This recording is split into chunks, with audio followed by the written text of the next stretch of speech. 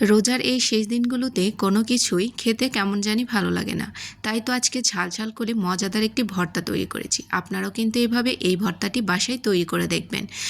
তো ভর্তা তৈরি করার জন্য প্রথমে নিয়ে নিচ্ছি গরুর মাংসের, আমি এখানে কিমা বানিয়ে নিয়েছি প্রায় হাফ কাপের মতো। আপনারা চাইলে মাংসটা কিন্তু টুকরো করে কেটেও এখানে ব্যবহার করতে পারেন। এর সাথে নিয়ে নিয়েছি বড় সাইজের একটি পেঁয়াজ, রসুন, এর সাথে অল্প করে একটু আদা কুচি, আর নিয়েছি আলু।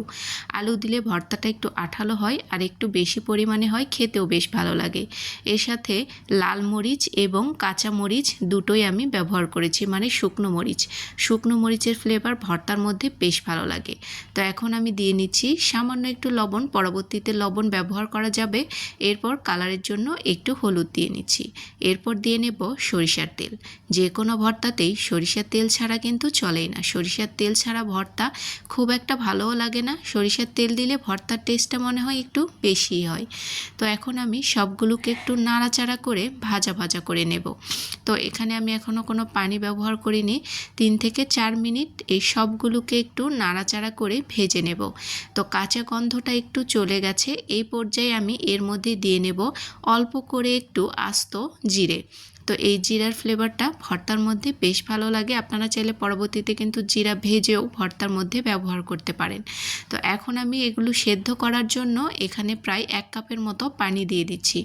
এখন চুলো জালটাকে মিডিয়াম টু হাইয়ে রেখে আমি এগুলোকে সেদ্ধ করে নেব, কারণ মাংসটা কিমা করা রয়েছে, এটা সেদ্ধ হতে খুব একটা বেশি সময় লাগবে না।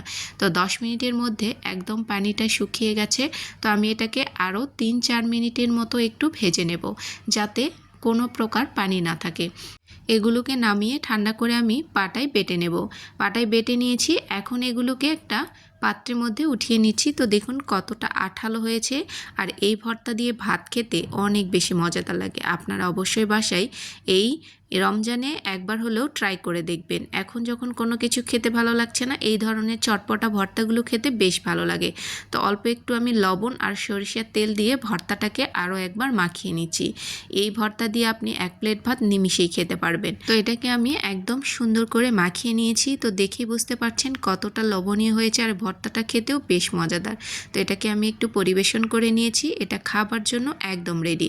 যদি রেসিপিটি আপনাদের কাছে ভালো লেগে থাকে অবশ্যই বেশি বেশি করে শেয়ার করে দেবেন, আর আপনার টাইম লাইনে রেখে দিতে পারেন। যখন প্রয়োজন হবে জাস্ট দেখে নিয়ে আপনি কিন্তু এই ভর্তাটা তৈরি করে নিতে পারেন।